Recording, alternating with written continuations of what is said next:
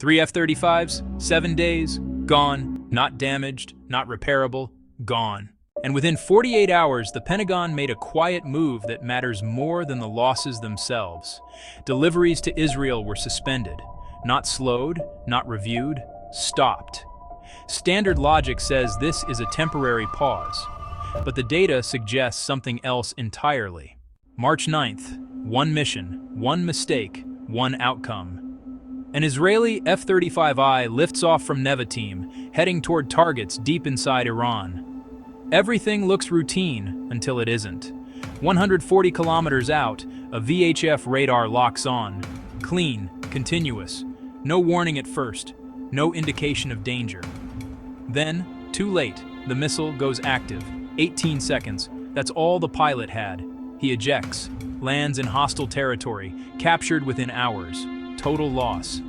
That shouldn't have happened. Stealth was supposed to prevent exactly this. It didn't. But here's where it gets strange. This wasn't an isolated failure. March 12th. Different location, different system, same result. An F-35I over Lebanon. Recon mission. No strike planned. Low risk, on paper. Then the pilot opens the weapons bay.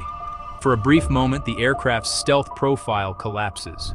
Radar cross-section spikes, up to 100 times larger. That's all the window the system needs. A Pantsir S-1, Russian-built, Hezbollah-operated, locks on. 2 missiles fire, 1 hits. The pilot survives. The jet doesn't. Second total loss. Standard logic says stealth aircraft avoid exposure. But what if the mission itself forces exposure at the worst possible moment? And then, things got worse. March 14th. No missile, no radar, just failure. A third F-35I is returning from a strike. Damaged environment. Forced low-altitude flight. Not ideal. Something gets into the engine. Debris. The system fails. The pilot tries to land. Doesn't make it. Third aircraft destroyed. Pilot killed. 3 different causes, 3 separate scenarios, same outcome. And this is where most people misunderstand what happened. At first glance, this looks like bad luck. It's not. It's a pattern forming in real time, because the F-35 wasn't built to fight like this. It was designed to avoid being seen entirely.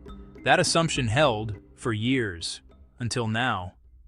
Let's talk about the paradox. The F-35 is optimized against X-band radar, the kind used for targeting. Against that, it looks like a golf ball. Hard to see, harder to track. Nearly impossible to hit, but VHF radar changes the equation. Longer wavelengths, different physics. Instead of scattering, the signal wraps. Suddenly, stealth doesn't disappear. It degrades. Detection ranges jump, 200 kilometers or more. And once you're detected, you can be tracked. Once tracked, you can be engaged. That's the part nobody planned for. For 8 years, Israeli F-35s operated with near impunity. Syria, Lebanon, even suspected strikes inside Iran. Air defenses struggled to see them consistently. That advantage is now gone. The S-400 doesn't need perfect visibility. It just needs enough, and now it has it. The implications get heavier. Israel loses 3 jets. That's 10% of its operational F-35 fleet in a week. But honestly, the real damage isn't numerical, it's psychological. Pilots start asking questions. Mission planners add layers of caution. Simple strikes now require escorts, jamming, support. The F-35's biggest advantage, independence in contested airspace, starts to disappear. And here's the catch. More support means more visibility. More visibility means more risk. That loop feeds itself. Then there's the cost problem. Each F-35I, $100 million. Missile used to destroy it, as low as 500,000. That's not a gap. That's a mismatch. Iran can reload in hours. Lockheed's production line takes years. So, ask yourself, who runs out first? But here's where it escalates beyond the Middle East. The first crash site was inside Iran. Recovery teams didn't get there in time, others did. Reports suggest foreign technical teams, Russian, possibly Chinese, arrived within 24 hours. Now, just think about what's on that aircraft: stealth coating, sensor systems, software architecture, all exposed, all studied.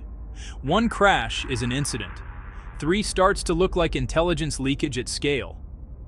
Standard logic says this is Israel's problem. But honestly, the data points somewhere else. Because the United States has built its entire air combat strategy around this aircraft. Over 2,400 F-35s planned. Every major war scenario, especially in the Pacific, assumes one thing: stealth works. But what if it doesn't? At scale. China already operates S-400 systems. It builds its own VHF-based networks. So what just happened over Iran might be a preview. And yeah, this is where the math turns uncomfortable. Israel started with 33 operational F-35s. Now it has 30. That's a 9% loss rate in 7 days. Stretch that forward.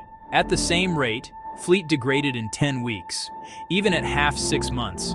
No replacements coming soon. Production backlog runs into 2027 and beyond. And remember, deliveries are now suspended. That decision matters more than anything else, because it reveals something without saying it directly. The Pentagon isn't confident these jets can survive in this environment, not publicly stated, but clearly acted on. And this is where it gets even more complicated. Israel can't abandon the F-35. It's the only platform capable of deep strikes. But using it now risks losing it faster than it can be replaced.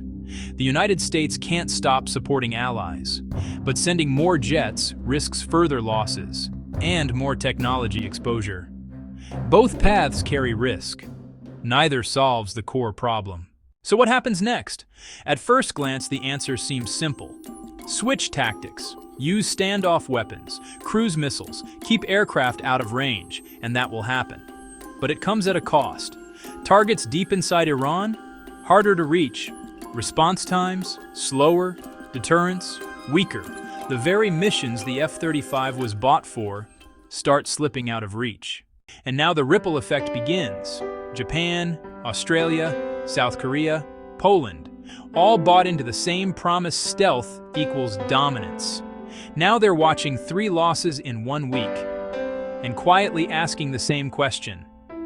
Did the equation just change? Because this isn't just about 3 aircraft. It's about a core assumption, one that shaped military planning for 2 decades. What if stealth is no longer enough? 3 F-35s, 7 days, $300 million gone. But the real loss? Certainty. And once that's gone, everything else has to be recalculated.